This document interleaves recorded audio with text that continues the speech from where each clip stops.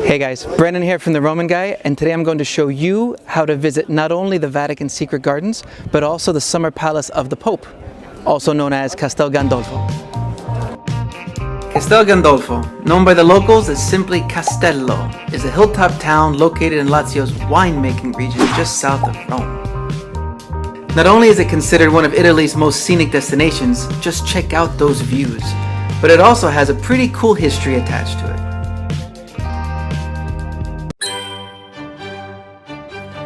The town itself was once the site of the ancient Alba Longa, which was the capital city out of more than 30 villages in what was called at the time the Latium region. If you visited Rome before, you've probably heard about Romulus and Remus, right? The brothers who were responsible for creating the city of Rome. Well, this was the birthplace of those brothers. But what happened next? Well, Alba Longa was then destroyed by the Romans around the 7th century BC. It was developed by the Emperor Domitian, who built himself a vast palace. Then, in the 12th century, the town was given its name Castel Gandolfo after the Gandolfi family who fortified the area. Finally, in July 1596, under the pontificate of Clement VIII, the Apostolic Chamber took possession of Castel Gandolfo. Later, it became the location of the Pope's summer residence. With its rich history and jaw-dropping beauty, Castel Gandolfo is undoubtedly a great, relaxing, and peaceful day trip destination from Rome. So getting to Castel Gandolfo is easy, and there are two main ways to do it. From Rome, you can just catch a train from the main train station, Termini, which takes about 45 minutes. Info on the train station and tickets can be found in our blog below. Another way to get there is on a VIP train, which departs from a private train station inside the Vatican walls. The journey time is a little shorter, however the only way to take the train is either by special invitation from the Pope himself, or as part of a Castel Gandolfo day trip experience, which we also offer. Spoiler alert!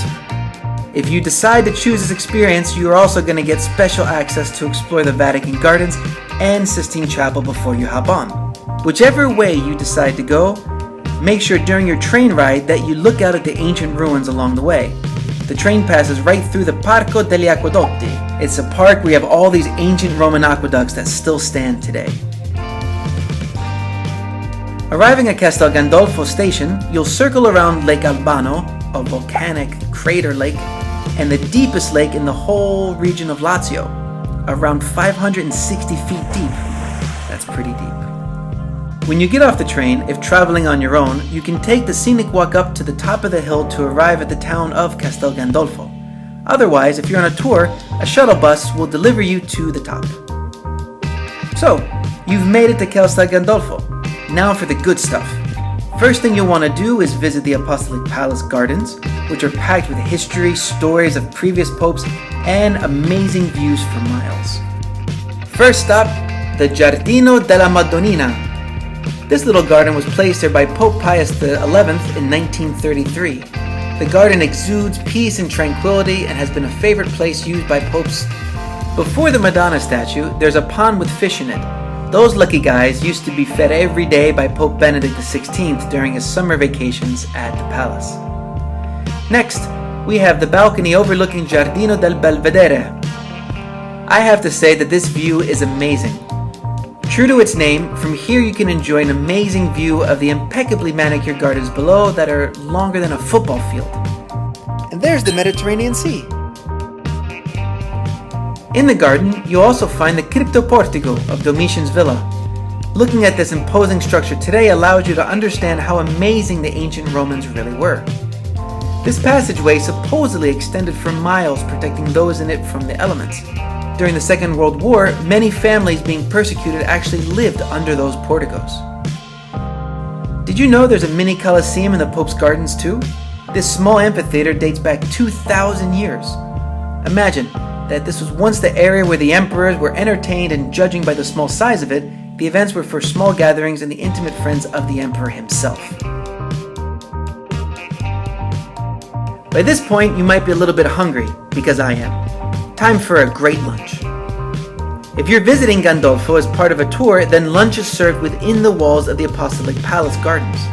All locally grown produce, served on a terrace with an awesome view. You can enjoy typical treats like porchetta, local cheeses, delicious pasta, fresh fruit, dessert, and of course, vino. Oh, happy days. If you're planning the trip by yourself, the town of Castel Gandolfo has a number of cool places to eat. Check out our blog for suggestions. Now you're full of energy again, and wine of course. Time to go inside the Apostolic Palace to see the Pope mobiles, and even the Pope's bedrooms. The palace was built for Pope Urban VIII in the 17th century by Carlo Maderno, who was a Swiss-Italian architect. In total, the palace and its grounds reach over a whopping 55 hectares, which is larger than the Vatican City's 44 hectares. A total of 7 rooms in the Pope's apartments contain beautiful works of art, as well as a selection of portraits of some of the popes throughout history. Here we have Leo X. He belonged to the famous Medici family. He was known for commissioning Raphael to paint the rooms in the Vatican museums, known to us today as the Raphael rooms. This gentleman here is Julius II, nicknamed the Warrior Pope. He was known later in life to have actually sworn an oath not to cut his beard until all foreigners were kicked out of Italy. He died with a long beard. This here is Paul III. He was of the famous Farnese family, whose beautiful square and palace are a landmark in Rome today. He was also a huge patron of the arts who commissioned Michelangelo to paint the Last Judgment in the Sistine Chapel. While inside the palace, you can actually walk through the Pope's bedroom, which was also used as a delivery room for refugees during the Second World War. Interestingly, despite over 200 popes throughout history taking a vow of celibacy, 40 children have been born in the Pope's bedroom at Castel Gandolfo. You can also visit the Pope's office. The last person to use the Pope's office was Pope Benedict XVI until his resignation in 2013. But just think at how many important meetings took place here.